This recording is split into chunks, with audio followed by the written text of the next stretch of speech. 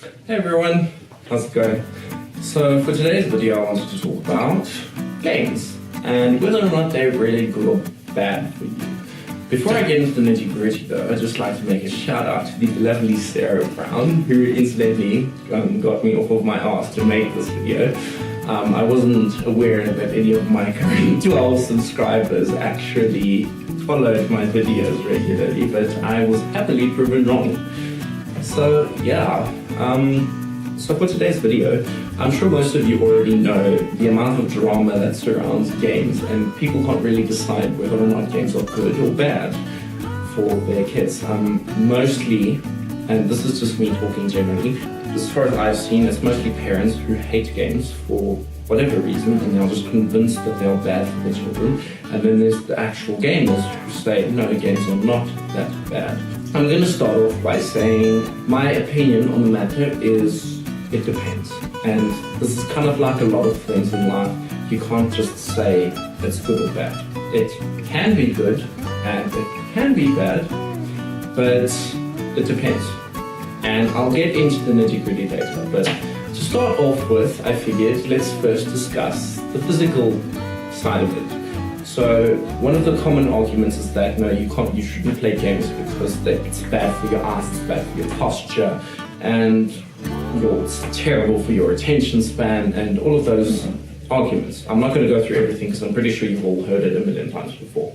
So I actually found this TED Talk video, a very smart lady, and they found that gamers have a better ability to distinguish between two small points in the context of clutter. So the example she used was being better able to read the fine print on a prescription pill bottle that you get from the pharmacist.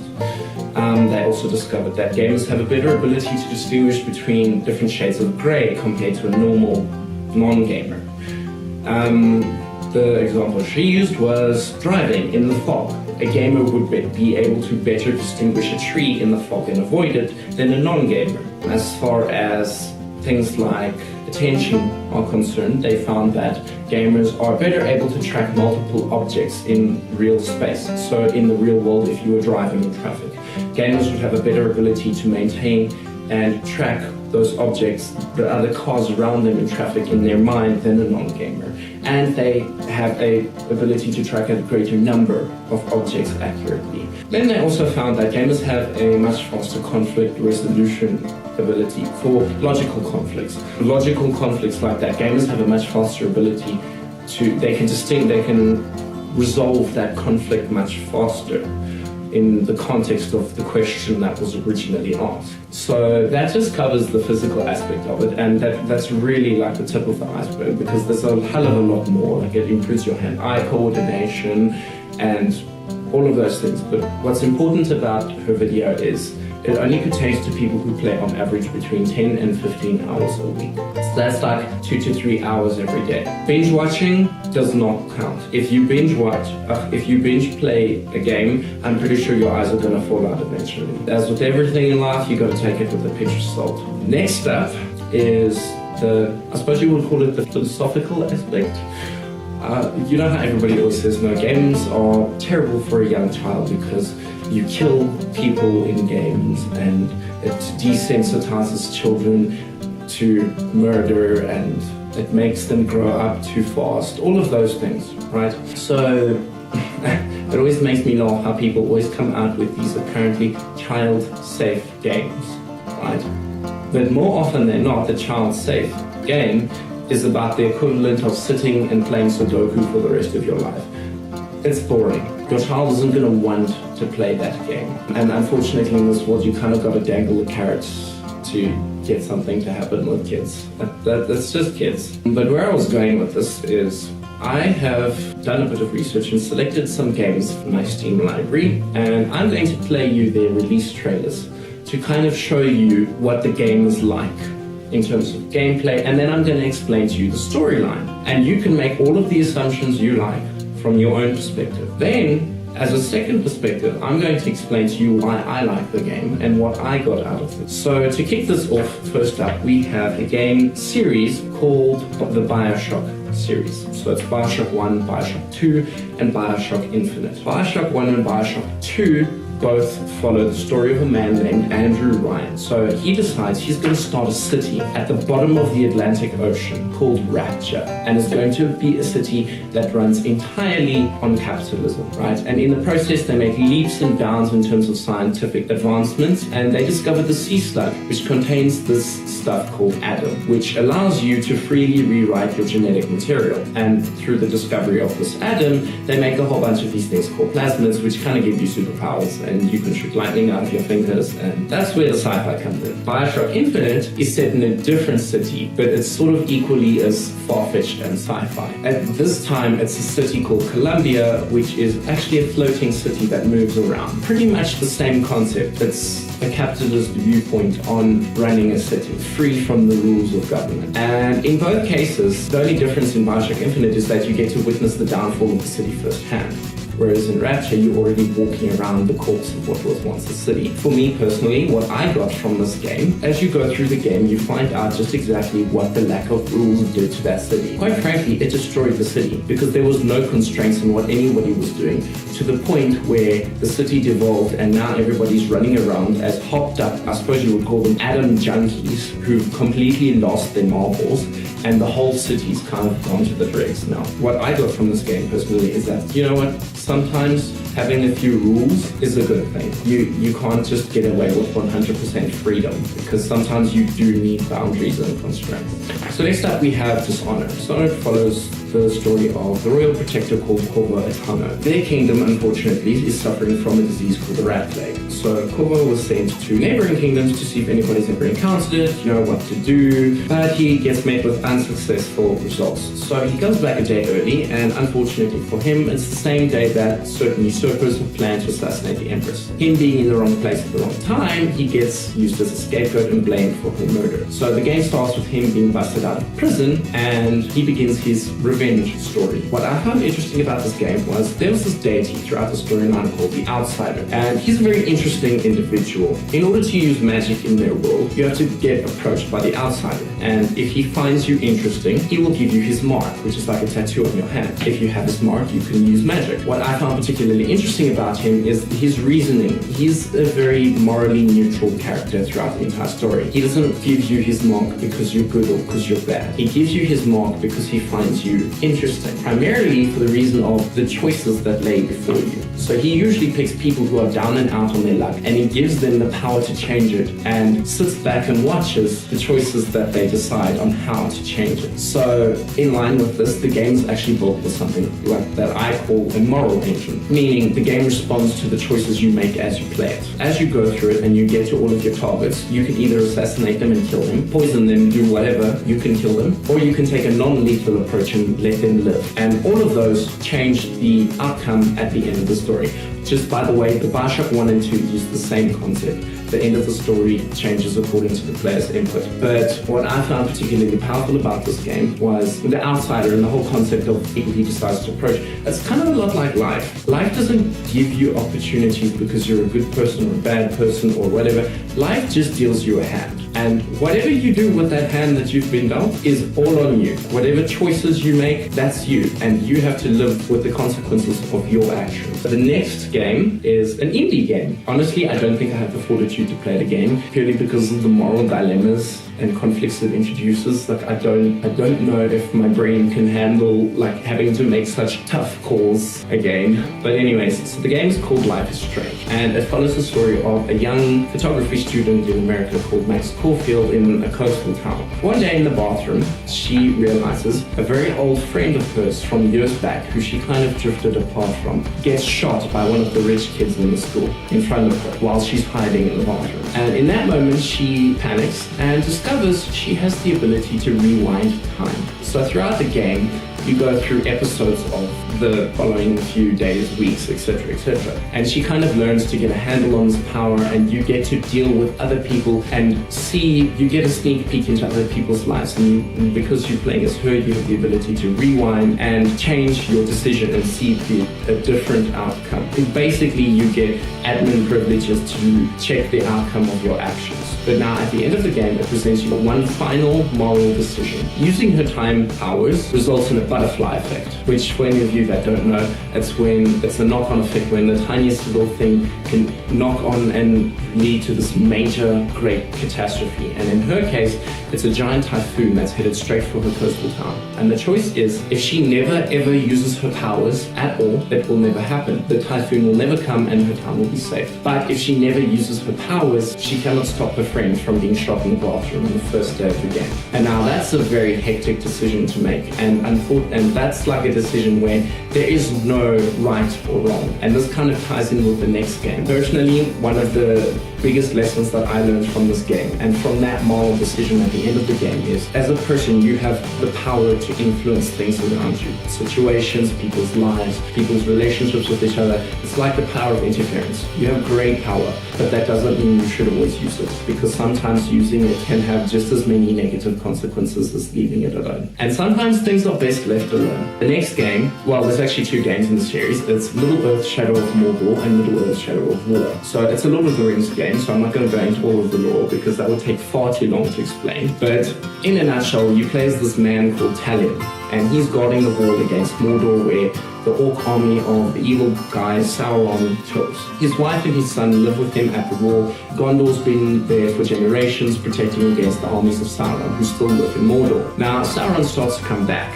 and one of his servants, the Black Hand, attacks the wall and kills everyone there, including Talion, his wife and his son. So he's forced to watch as his wife and son are killed in front of him in a bone and blood sacrifice, and then he's used last in an attempt to kind of guide Sauron back to the land of the living. But Talion doesn't die. He catches the attention of a wraith, which is like their version of a ghost. And this wraith, his name is Celebrimbor. The nerds out there will probably immediately make the connection. Celebrimbor is the guy who made all of the rings of power. Literally all of them. He sees Talion and brings him back. And at first in the game, he kind of doesn't really tell Talion that he had a choice of whether or not to let Talion die or not. But Talion does eventually find out and kind of blames him for a while. But point being, he comes back and is sort of halfway between alive and dead, and he can't be killed. And he goes on this revenge mission to make sure that Sauron doesn't come back. In the second game, it starts out with Celebrimbor and Talion making a new ring of power, one that is strong enough to challenge Sauron. Things don't really go according to plan, but I'm not going to go into details on that. If you want to know more, play the game. One of the most powerful things that I found about this game is throughout the storyline, things are kind of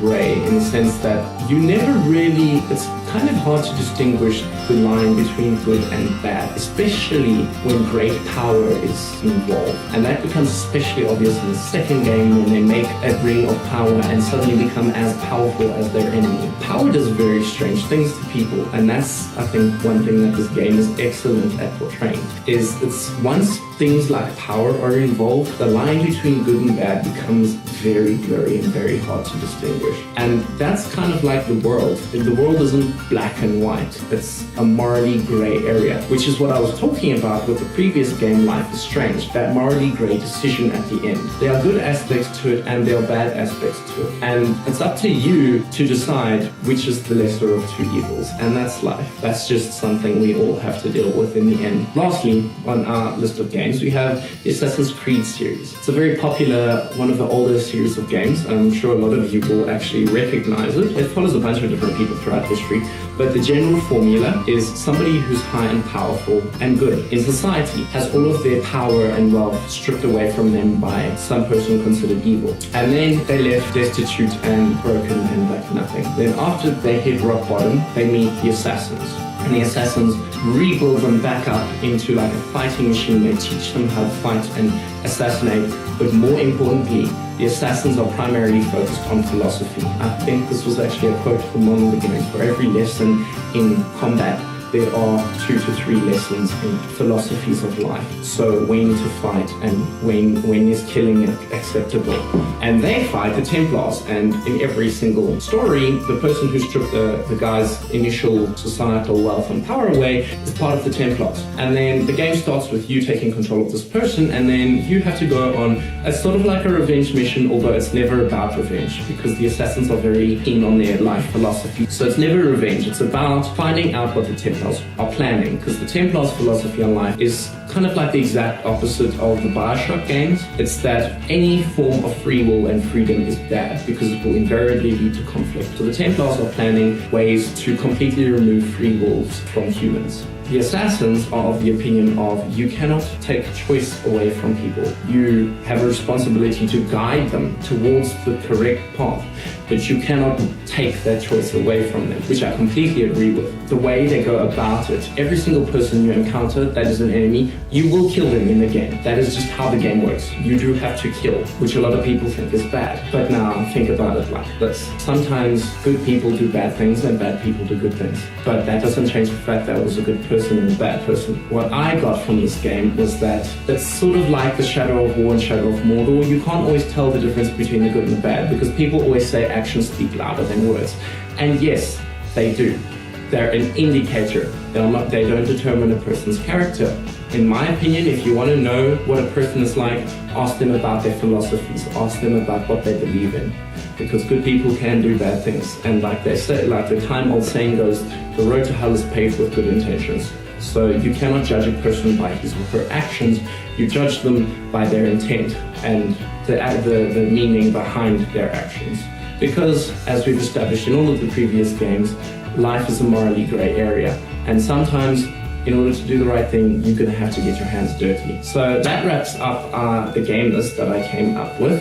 What I will say against games, because up until now I've said things which are arguably in the favor of games. One thing that I strongly do not like about games, me personally as a gamer, is that games give you the sense of when you have a problem, you can save your game, you can pause it and like come back to your problems later. And real life doesn't work like that. So if you can't start getting used to the concept of, no, I'll deal with my problems later. Because then they're going to pile up and everything's going to blow up and then your life is going to be in shambles. And one of the other things is, with a lot of these games is like with Life is Strange. It gives you the sense that nothing is set in stone. You can like remake decisions and you can go back if you don't like the results. I'll be the first person to admit, as much as I love games, there are a lot of negative things for them. The point I've really been trying to make this entire time with these games is everything here is morally grey. So as a parent of a gamer, or as a gamer yourself, you need to look at all of the facts. You cannot just make a decision spur of the moment. You need to actually do a bit of research into this and figure out, is this good for my child or is this good for me? Being a parent of a gamer and being a gamer actually comes with certain responsibilities that I will get into just now. But when I was little, I used to game a lot and I took it too far, to the point where I had what a lot of people are now calling the gaming disorder that the World Health Organization has just come up with, where you start gaming to the detriment of your life. So when negative consequences arise, but you still go back to gaming even after bad things happen. That was me, and I honestly took it too far. But one of the things that I learned from that is, as a gamer, you have a responsibility to admit to yourself when you're wrong. And you have a responsibility to admit that your parents are only looking out for your best interests, and you can't fault them for that. And as a parent, it is your responsibility to make a non-biased decision regarding games. If games have a positive impact on your child's life, it's your responsibility to recognize that, despite any misgivings you personally might have against it. And it's your responsibility to say, okay, well look, this is actually doing some good for you, so I don't like it, but go for it because this is working for you. Non-biased decisions. So what I'm really trying to say with this video is you need to, as a parent and as a gamer, think for yourselves. Because everybody is different and everybody responds to stimulus differently. We are all different people. So as a parent, even after looking at the evidence, you still will have no idea how your child is going to react to that game. Whether or not they're going to take good lessons or bad lessons from them. I think what you need to do as a parent, if you want to know if games are good or bad for your child, is sit with them watch them when they play their game. I think this is the thing that a lot of parents don't realize, is that gaming can be it's not necessarily an antisocial activity, especially not in this day and age with the advent of the internet and online gaming. Your child probably has plenty of friends. You've just never seen them because they're online friends. Which also brings me to another point. Not all online friends are good. Not all online friends are bad, which is something that you as a parent need to step up and explain to your child. Just like to answer the question of whether or not games are actually good or bad for your child, sit with them, watch them, see exactly firsthand how are they reacting to this game. Are they getting something good out of it? In which case, cool, you have your answer. If you can see them making decisions that you feel like inappropriate, like they're killing everybody and talking down on them and treating people badly in a game, and you can see them starting to reflect in their real life, boom, you've got your answer. Games are not a good impact on your child. So my ultimate point with this video is use discretion. Make decisions for yourself. Look at the facts in front of you and take the time to bond with your child and to learn your child, so to speak. So yeah, I hope you guys enjoyed today's video. Sorry not if you guys have any comments or suggestions, leave a comment below and I'll stick a link in the description below for all of the videos that I used in case any of you want to follow them up and all of that stuff. I have no idea when my next video is going to come out because I don't even know what it's going to be on, but hopefully I'll figure that out soon. If you guys have any suggestions, please comment, because Lord knows I can use the help. But anyways, I will see you cool cats later.